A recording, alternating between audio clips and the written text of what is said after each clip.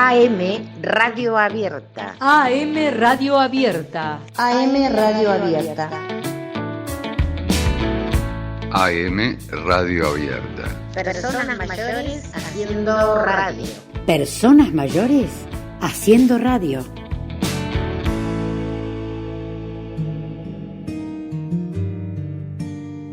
Este tiempo de pandemia que estamos viviendo trae aparejado una serie de trastornos psicológicos y de alimentación que nos preocupan.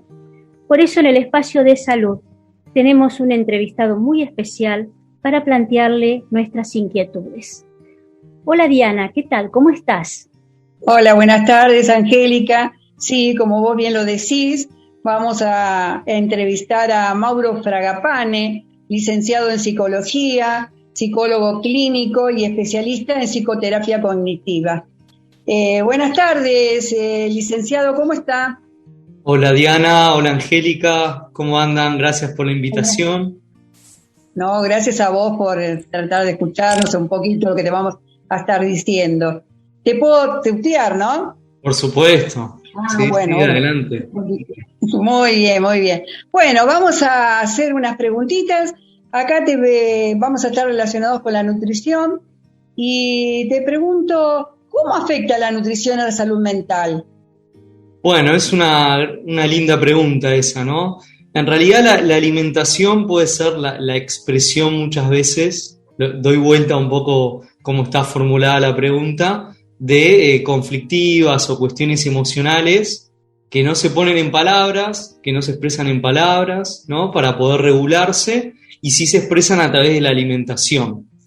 Después es verdad que existen diferentes tipos de alimentaciones, ¿no? Alimentaciones que tienen que ver con alto contenido calórico, comidas vinculadas a alto contenido calórico, ¿sí? O la forma de alimentarse, no solamente el tipo de comida que uno ingiere, sino la forma de alimentación, si es una alimentación, digamos, muy extensa a lo largo del tiempo, si es muy abundante, si es muy restringida. Eso tiene que ver muchas veces con las emociones, ¿no? La forma en que podemos canalizar las emociones de una manera sana, ¿sí? Y otras veces lo hacemos con cuestiones de necesidades como la alimentación.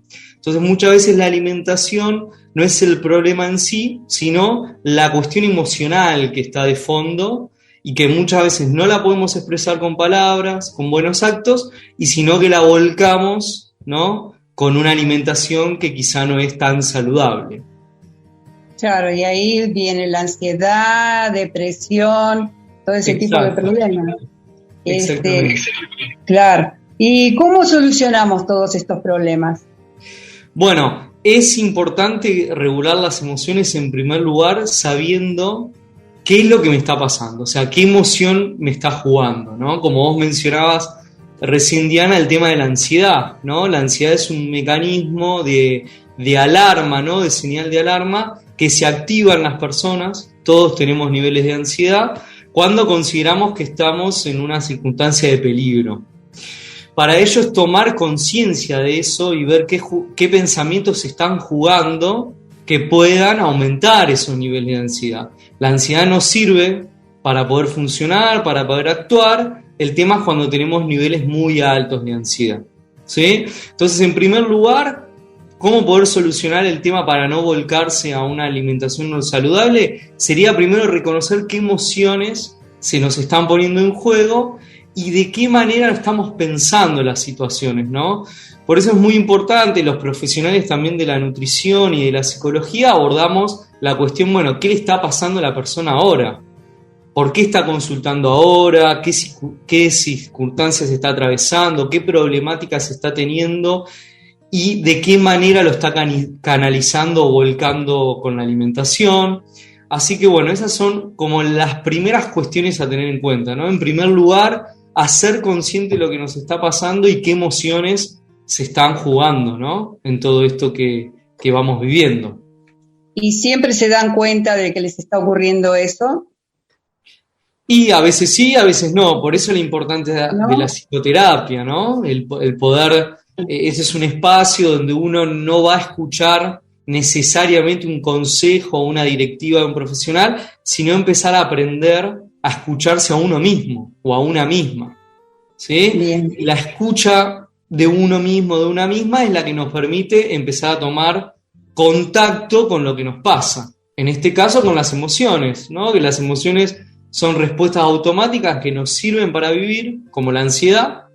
El tema es ver cómo las estamos pensando, si nos permitimos tener ansiedad o no, si estamos tratando de controlarla la ansiedad, quizá a través de la comida.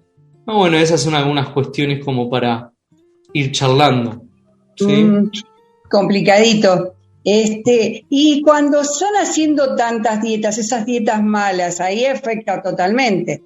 Totalmente, como decía, no solamente la comida en sí, sino la forma en que comemos, ¿no? Esas dietas restrictivas muchas veces tienen que ver o con niveles de perfeccionismo, o ponernos un poco, digamos, obsesivos con algunas cosas, y quizá lo estamos buscando a la comida y en realidad se está jugando otros aspectos nuestros, ¿no? Si nos ponemos muy perfeccionistas, quizás es porque tengamos miedo a equivocarnos, por no aceptar ciertas inseguridades, ¿no? Es un tema bastante complejo, depende la persona, el contexto, la circunstancia que esté viviendo, pero bueno, la alimentación puede ser un campo de batalla donde se juega la emocionalidad, esa emocionalidad que no está dicha con palabras.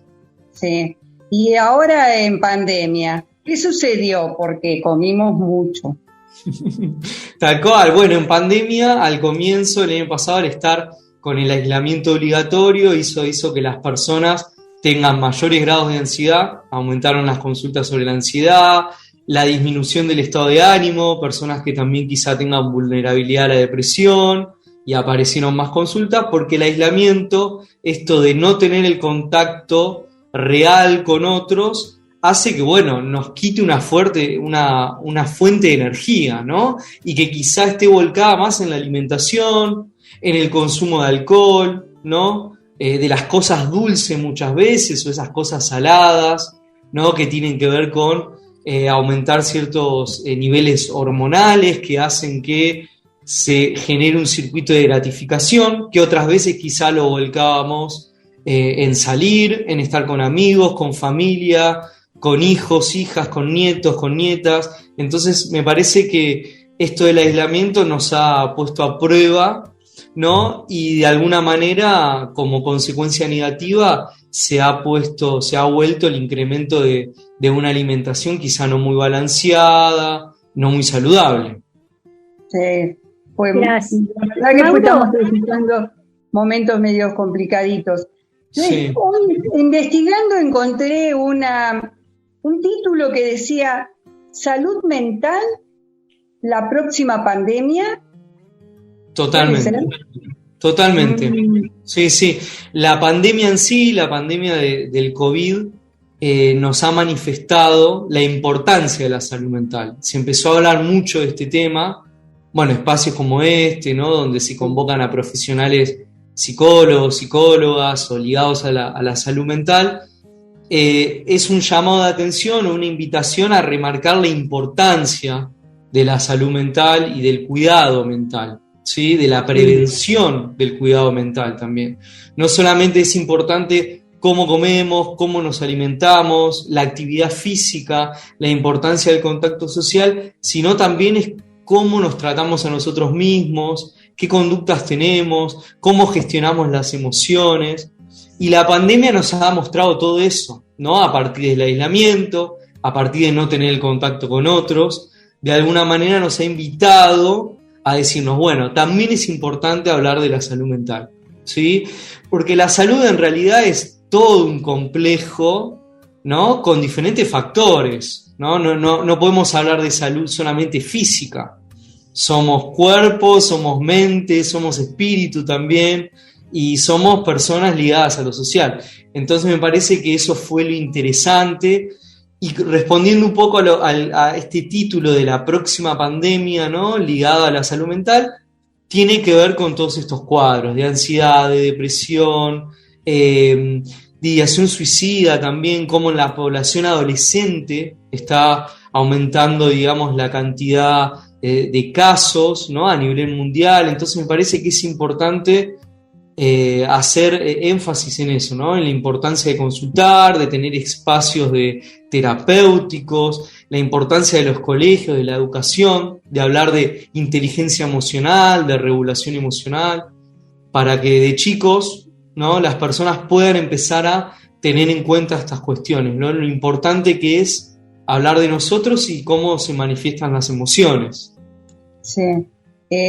¿A qué parte afectó más? ¿A los niños, a los jóvenes o a los adultos? Fue todo por igual. Me parece que yo, por mi experiencia y por lo que he estudiado, me parece pertinente marcar, digamos, la población, los adolescentes, ¿sí? Los adolescentes en las escuelas secundarias o los que empezaban la universidad, y los adultos mayores, ¿sí? Eso desde ya.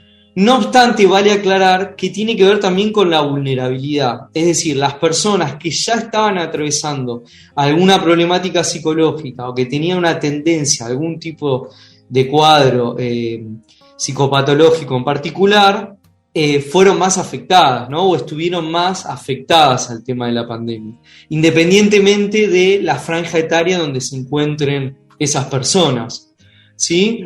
Pero en general, como para responder un poco eso, tiene que ver con los adolescentes en primer lugar, ¿no? Digamos, personas que se encuentran dentro de su guión de vida o de su, digamos, de su momento de vida, más ligadas con lo social, con la interacción, que otras personas, por ejemplo, jóvenes adultos o adultos que están más con el trabajo, que pudieron de alguna manera resolver el tema de la interacción social con esto del home office o con otros tipos de actividades. Yo lo que vi mucho más es, digamos, la vulnerabilidad ahí puesta en los adolescentes y también en los adultos mayores que dejaron de ver a los nietos y a las nietas, que perdieron el contacto con sus hijos, que no podían salir, por ejemplo, a tener esa reunión en la sociedad de fomento, en el taller para la tercera edad, ¿no? Me parece que también se vio un poco más ahí también. Ah, bueno. A ver, Angélica, es muy probable que te quiera hacer alguna pregunta. Bueno.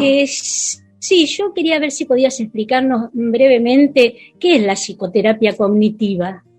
Bueno, la psicoterapia cognitiva es un modelo, digamos, con más actualidad que la psicoterapia o que el psicoanálisis, ¿no? Que acá en Argentina tiene mucha difusión, digamos, del siglo XIX, fines del siglo XIX, ¿no? Con Sigmund Freud como padre del psicoanálisis y también de la psicoterapia, porque Sigmund Freud fue el primero, ¿no?, que creó este tipo de espacio de lo terapéutico, del espacio psicoterapéutico. Volviendo al tema de la psicoterapia cognitiva, es una psicoterapia de mitad del siglo XX, ¿no? Desarrollada en Estados Unidos, enfocada principalmente a la relación entre los pensamientos, que son las cogniciones, los dos grandes referentes. Uno de ellos cumplió 100 años, que fue Aaron Beck, ayer. Aaron Beck hablaba de los pensamientos automáticos, ¿sí?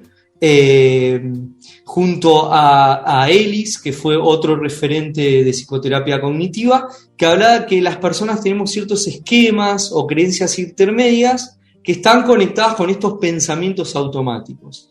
Y que esos pensamientos automáticos no son positivos o a veces son negativos, dependiendo para qué. Muchas veces son negativos, ¿no? Esto de no puedo hacer tal cosa, me va a ir mal, la otra persona me va a tratar mal, etcétera, y que se conectan muchas veces con las emociones. Entonces, lo que hacemos los psicoterapeutas cognitivos es comprender cuáles son esos pensamientos automáticos que aparecen, cómo se conectan con las emociones y qué conductas realizamos en torno a eso. Entonces, un poco para sintetizar, es la relación entre las emociones, las conductas y los pensamientos. No trabajamos tanto, en primera instancia, ir a la raíz o a la causa de los problemas, sino entender el aquí y ahora de la persona y cómo se está jugando este circuito, ¿no? En torno a esa problemática que trae.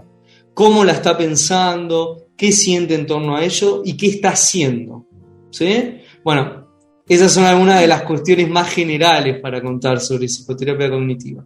Bien, y uniendo así un poquito todo esto, con estas conductas que tenemos medias adictivas, digamos, a la alimentación, al alcohol, es decir, en general, por estar en el encierro, en la soledad, estas terapias cognitivas nos dan las pautas como para hacer cambios rápidos.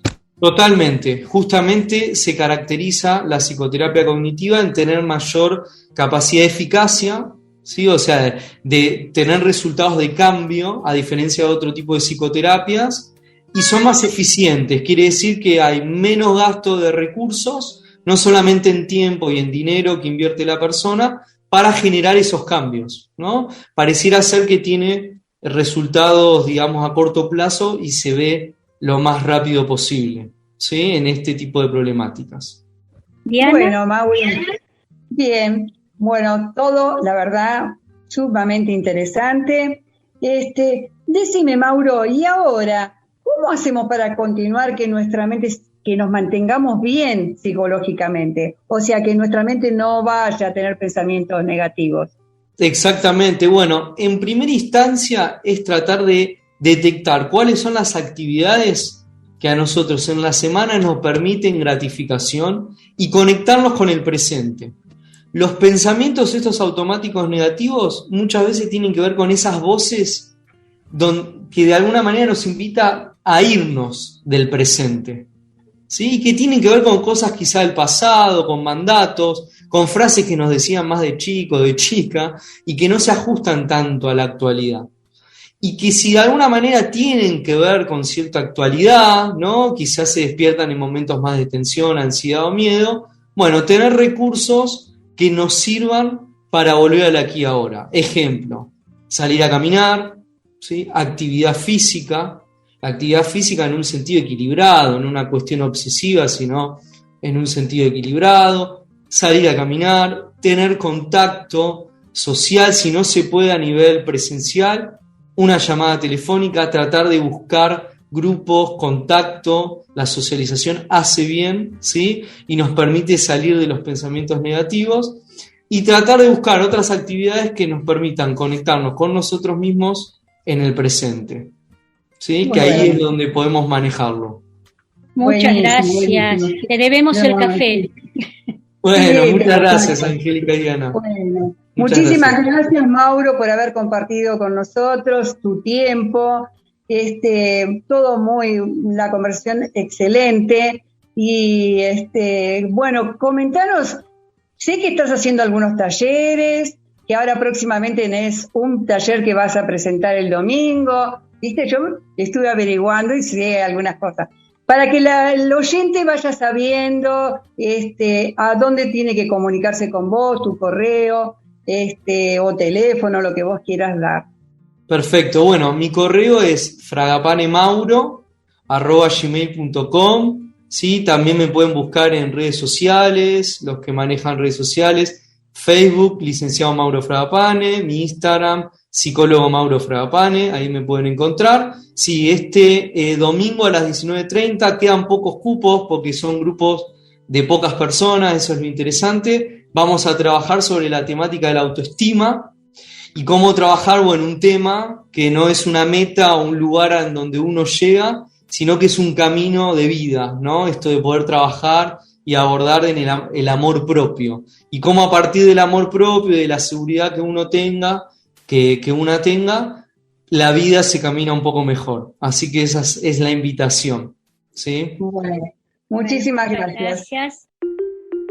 Fue una producción de AM Radio Abierta, iniciativa de la Dirección Nacional de Políticas para Adultos Mayores de la Secretaría Nacional de Niñez, Adolescencia y Familia del Ministerio de Desarrollo Social de la Nación, en conjunto con la Asociación Mutual Israelita Argentina, AMIA, y la Sociedad Unión Israelita Marplatense, SUIM. AM Radio Abierta.